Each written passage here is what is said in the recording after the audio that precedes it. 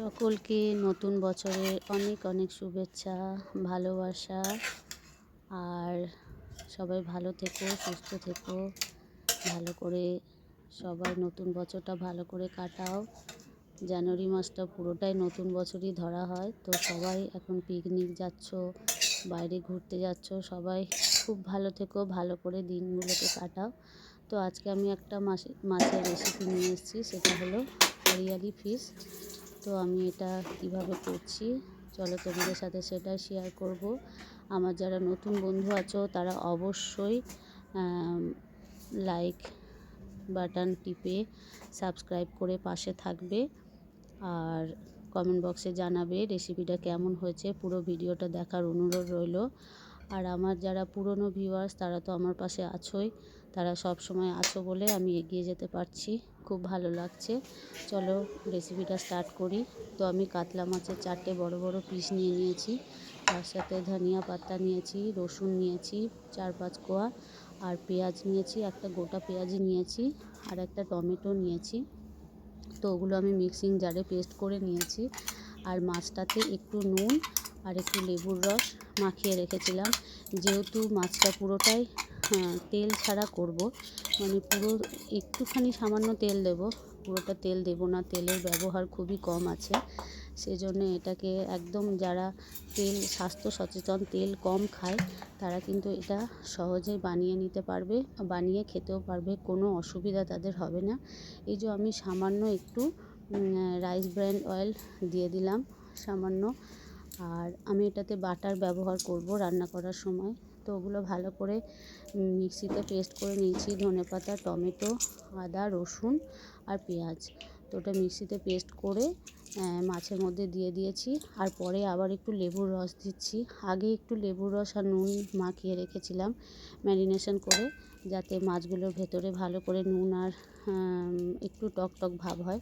তো এবারে এটাতে আমি সামান্য ওই আবার একটু লেবুর রস দিয়ে দিলাম, দিয়ে ধনেপাতাগুলো ভালো করে যে পেস্টটা বানিয়েছি সেটা ভালো করে মাখিয়ে 10 মিনিট মতো রেখে দিলেই হবে। তো আমি এটা 10 মিনিট রেখে দিয়েছিলাম। এদিকে কড়াই গরম হতে দিয়েছি। কড়াই কিন্তু এখন কোনো তেল ব্যবহার করিনি, কড়াইটা গরম করে হাই ফ্লেমে গরম করে একদম এখন মিডিয়াম ফ্লেম করে দিয়েছি। তো গরম করে মাছগুলো দিয়ে দিলাম। মাছগুলো দেওয়ার পরে যে ধনে পাতার যে গ্রেভিটা ছিল সেটাও ভালো করে একটু জল দিয়ে ধুয়ে দিয়ে দেবো, সামান্য একটু জল, বেশি জল কিন্তু নয়।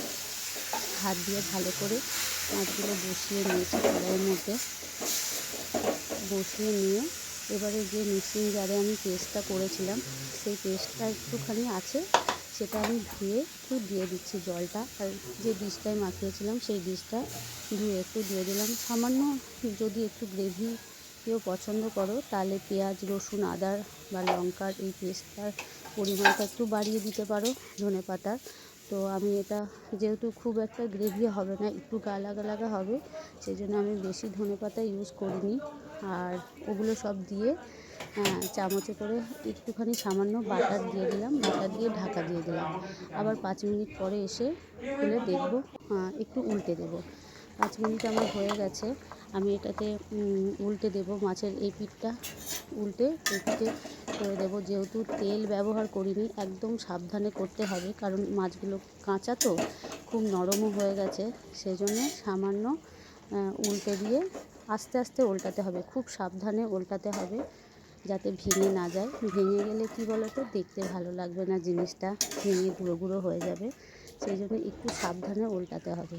আমি এক পিঠ করে উল্টে দিয়েছি। দেখো আমার একটা কিন্তু উল্টাতে একটু অসুবিধা হচ্ছে। এটা যদি তোমরা ননস্টিকের তাওয়াতে করতে পারো তাহলেও কিন্তু ভালো হয়। আমি কড়াই করে ফেলেছি, মানে কড়াই বসিয়ে ফেলেছি, আমি এটা ফার্স্ট টাইম করছি। আর এই দেখো বাটিতে আমি 4 চামচ, বড় চামচের 4 চামচ দই নিয়ে নিয়েছি। তার মধ্যে লঙ্কা গুঁড়ি দিয়েছি, লাল লঙ্কা গুঁড়ি, আর গরম মশলা গুঁড়ো দিয়েছি। ভালো করে মিক্স করে নিলাম দইটা। এবার দইটা দিয়ে, মাছের ওপর দইটা দিয়ে আবার ঢাকাটা দিয়ে দেবো, যাতে আরেকটু গ্রেভিটা লাগা লাগা হয়। পুরো দইটা কিন্তু আমি ব্যবহার করলাম না। যদি অনেকে দই বেশি টক খেতে চাও তাহলে পুরো দইটাই দিয়ে দিতে পারো। এই দেখো আমার এটা হয়ে গেছে মোটামুটি, গ্রেভিটা এরকম বা আরেকটু আমি ফুটিয়ে নেব। আমার এটা মোটামুটি হয়ে এসছে। আর একটু সামান্য জাস্ট আমি জলটা বা দইয়ে যে জলটা কাটে সেই জলটা ফুটে আরেকটু লাগা লাগা হলেই আমি এটাকে নামিয়ে দেবো। এটা খেতে কিন্তু দারুণ হয়। আর এখন ধনেপাতার সিজন, তো তোমরা ধনেপাতা দিয়ে এটা ব্যবহার করতে পারো। দেখো কত সুন্দর হয়েছে। Bye bye, tata.